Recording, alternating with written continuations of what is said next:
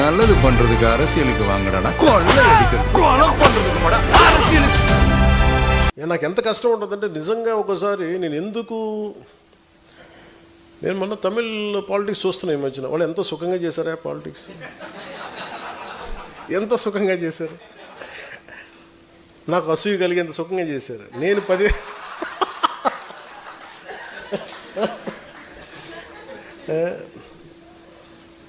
కటౌట్లు పెట్టుకుంటే గెలిచేశారు.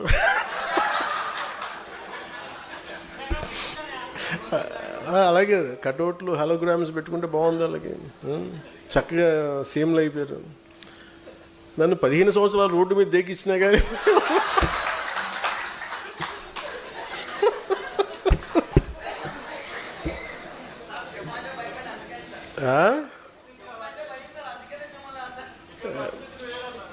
సరదా తెలుసులే, తెలియదు.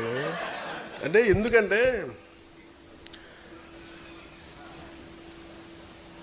నేను మానవత్వం గురించి ఆలోచించేవాడిని.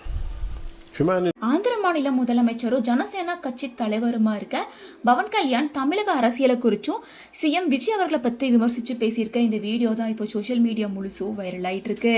அதாவது அவர் பேசும்போது தமிழக அரசியலை இப்போ நான் கவனிச்சுட்டு தான் இருக்கேன், அவங்க ரொம்ப ஜாலியாக அரசியல் பண்ணிட்டு இருக்காங்க, கட் அவுட் வைக்கிறது மற்றும் ஹேலோகிராம் மூலமாக தேர்தலில் ஜெயிச்சு ஆட்சி அமைச்ச முதல்வராக முடியுது, தமிழ்நாட்டில் இவ்வளோ ஜாலியாக அரசியல் பண்ணுறதை பார்த்து எனக்கு கொஞ்சம் பொறாமையாக தான் இருக்கு.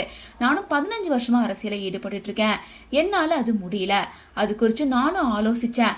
அரசியல் கட்சி நடத்தணும் அப்படின்னா மக்களோட எதிர்பார்ப்பு என்ன அப்படிங்கிறத அறிஞ்சிருக்கணும், எதை பேசணும் அப்படின்றத குறித்து நம்ம தெரிஞ்சிருக்கணும் அப்படின்னு பவன் கல்யாண் சிஎம் விஜய் அவர்களை விமர்சித்து பேசியிருக்காரு அப்படின்னு சொல்லிட்டு அவர் பேசியிருக்க இந்த வீடியோ சோஷியல் மீடியாவில் பேசு பொருளாக மாறியிருக்கு.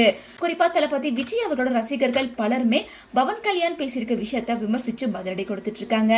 அதாவது பவன் கல்யாண் நடிகராக இருந்த போதும் உச்ச நட்சத்திரமாக இருந்த போதும் ரொம்ப சுலபமாக தமிழ்நாட்டில் முதல்வர் ஆயிடலாம் அப்படிங்கிற மாதிரி கிண்டல் பண்ணுற தோணியில் பேசியிருந்ததால தளபதி விஜய் அவர்களோட ரசிகர்கள் பலருமே கடுப்பாயிருக்காங்க. உனக்கு சிஎம் விஜய் அவர்களை பார்த்தா பொறாமையாக தான் இருக்கு, அவர் எவ்வளோ மனவேதையை அனுபவிச்சு இந்த இடத்துக்கு வந்திருப்பாருன்னு உனக்கு தெரியுமா? நீ எல்லாம் எத்தனை வருஷம் ஆனாலும் ஜெயிக்கவே மாட்ட, அவர் நல்ல மனசுக்கு அவர் ஜெயிச்சிருக்காரு. ஸோ அடுத்தவங்க வெற்றியை ஏளனமா பேசிட்டு இருந்தா நீ இன்னும் 10 வருஷம் ஆனாலும் உன்னால மேல வரவே முடியாது அப்படின்னு அவங்களோட ரிப்ளையை கொடுத்துட்டு இருக்காங்க. மக்களுக்கு நல்லது பண்றதுக்கு அரசியலுக்கு வாங்கடா, கொள்ளை அடிக்கிறது கொலை பண்றதுக்கு கூட அரசியலுக்கு.